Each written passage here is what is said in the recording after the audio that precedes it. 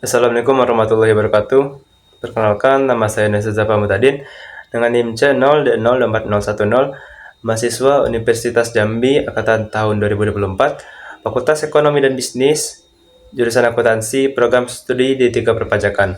Dan pada video kali ini saya akan membahas mengenai PPh pasal 25. Baiklah, langsung saja. Pajak penghasilan pasal 25. PPh pasal 25. Pajak penghasilan pasal 25 atau PPh pasal 25 adalah angsuran pembayaran pajak penghasilan oleh wajib pajak setiap bulan dalam tahun berjalan.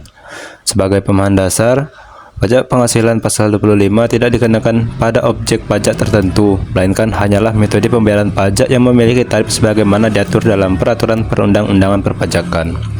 Jadi tujuan metode angsuran PPh pasal 25 ini adalah untuk dijadikan sebagai opsi bagi wajib pajak pribadi maupun badan untuk meringankan keuangannya. Alih-alih harus membayar pajak penghasilan terutangnya lunas ketika, dengan adanya pasal 25 ini maka wajib pajak dapat mencicilnya setiap bulan sepanjang tahun berjalan. Dasar hukum. PPh pasal 25 diatur dalam Undang-Undang PPh tahun 1938 beserta seluruh perubahannya terakhir oleh Undang-Undang HPP 2021 yang menetapkan kewajiban membayar angsuran pajak penghasilan bulanan berdasarkan PPh terutang tahun sebelumnya. Ketentuan pelaksanaannya dijabarkan lebih lanjut dalam beberapa aturan teknis seperti Peraturan Menteri Keuangan Nomor 215/PMK.03 tahun 2018 dan Per 16/PJ 2016 yang mengatur cara menghitung, menentukan besaran, serta tata cara pembayaran angsurannya. Secara keseluruhan, dasar hukum ini mengatur mekanisme pembayaran pajak secara bertahap untuk mencegah beban pajak menumpuk pada akhir tahun. Ketentuan dasar angsuran PPh pasal 25. Merujuk pasal 25 ayat 1 Undang-Undang PPh, besarnya angsuran pajak dalam tahun pajak berjalan yang harus dibayar sendiri oleh wajib pajak untuk setiap bulan adalah sebesar pajak penghasilan yang terutang menurut surat pemberitahuan tahunan PPh tahun pajak, yang lalu dikurangi PPh yang dipotong sebagaimana dimaksud dalam pasal 21 dan pasal 23, serta PPh yang dipungut sebagaimana dimaksud dalam pasal 22, dan pajak atas penghasilan yang dibayar atau terutang di luar negeri yang boleh dikreditkan sebagaimana dimaksud dalam pasal 24 dibagi 12 bulan atau banyaknya bulan dalam bagian tahun pajak. Lalu, bagaimana jika angsuran dilakukan sebelum SPT tahunan disampaikan? Merujuk pasal 25 ayat 2 Undang-Undang Pajak Penghasilan, besarnya angsuran pajak yang harus dibayar wajib pajak untuk bulan-bulan sebelum batas waktu penyampaian SPT tahunan PPh sama dengan besarnya angsuran pajak untuk bulan terakhir tahun pajak yang lalu. Sedangkan dalam pasal 25 ayat 4 disebutkan apabila dalam tahun pajak berjalan diterbitkan surat ketetapan pajak untuk tahun pajak yang lalu, besarnya angsuran pajak dihitung kembali berdasarkan SKP tersebut dan berlaku mulai bulan berikutnya setelah bulan penerbitan SKP. Siapa yang menghitung angsuran PPh pasal 25?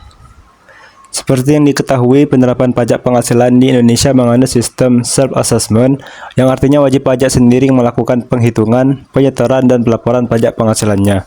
Namun, ada kalanya DJP yang menentukan besar angsuran PPh 25 tersebut, sebagaimana diatur dalam pasal 25 ayat 6 Undang-Undang Pajak Penghasilan.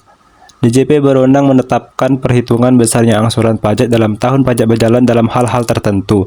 Adapun hal-hal tersebut antara lain, pertama, wajib pajak berhak atas kompensasi kerugian, kedua, wajib pajak memperoleh penghasilan tidak teratur, ketiga, SPT tahunan PPh tahun yang lalu disampaikan setelah lewat batas waktu yang ditentukan, keempat, wajib pajak diberikan perpanjangan jangka waktu penyampaian SPT tahunan PPh, kelima, wajib pajak membetulkan sendiri SPT tahunan PPh yang mengakibatkan angsuran bulanan lebih besar dari angsuran bulanan sebelum pembetulan, dan keenam, terjadi perubahan keadaan usaha atau kegiatan wajib pajak.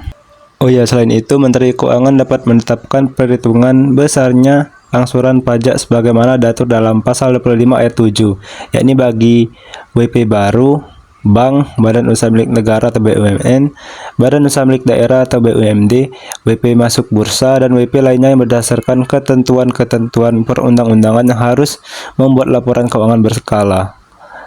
Lalu ada WP orang pribadi pengusaha tertentu dengan tarif paling tinggi 0,75% dari peredaran bruto. Tarif PPh pasal 25 badan. Pajak terutang yang harus dibayar tersebut PPh pasal 29, sedangkan PPh pasal 25 adalah angsuran pembayaran pajak penghasilan terutang. Adapun rumus untuk menghitungnya yakni besar PPh terutang ini PPh 29 dibagi 12 bulan sama dengan angsuran pembayaran pajak atau PPh pasal 25.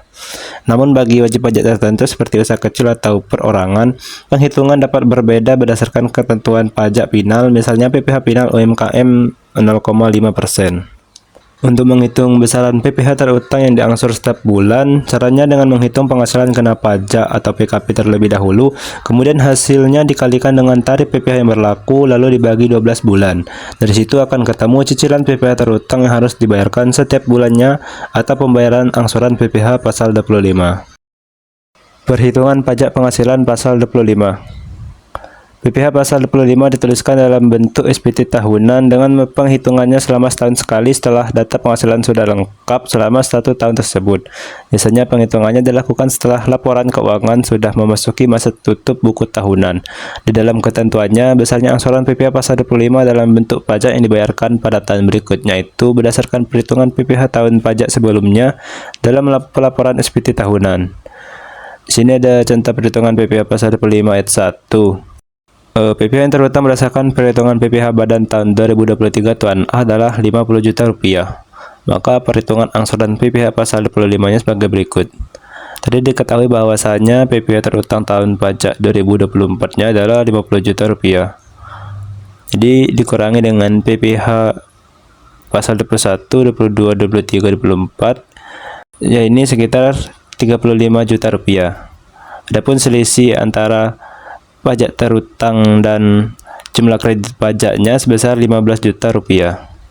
Dengan demikian, besarnya angsuran pajak yang harus dibayar sendiri setiap bulan untuk tahun 2025 adalah sebesar 15 juta rupiah dibagi 12 bulan, yakni sebesar 1.250.000 rupiah.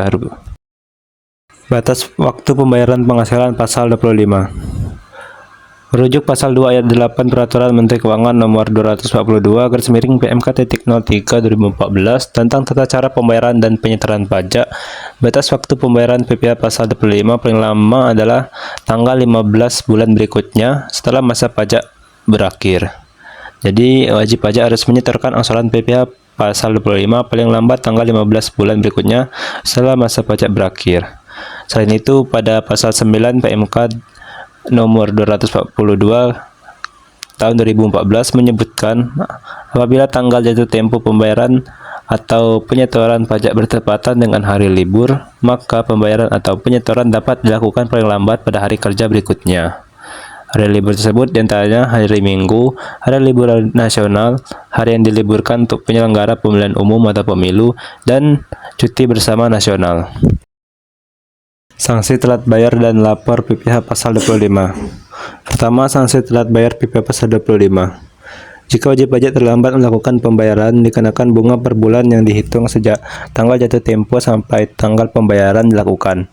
Perhitungan bunga mengikuti tarif bunga sanksi administrasi pajak yang ditetapkan setiap bulan oleh Kementerian Keuangan. 2. Tarif bunga sanksi administrasi Desember 2025. Periode 1 sampai 31 Desember 2025 menetapkan tarif bunga sebagai berikut.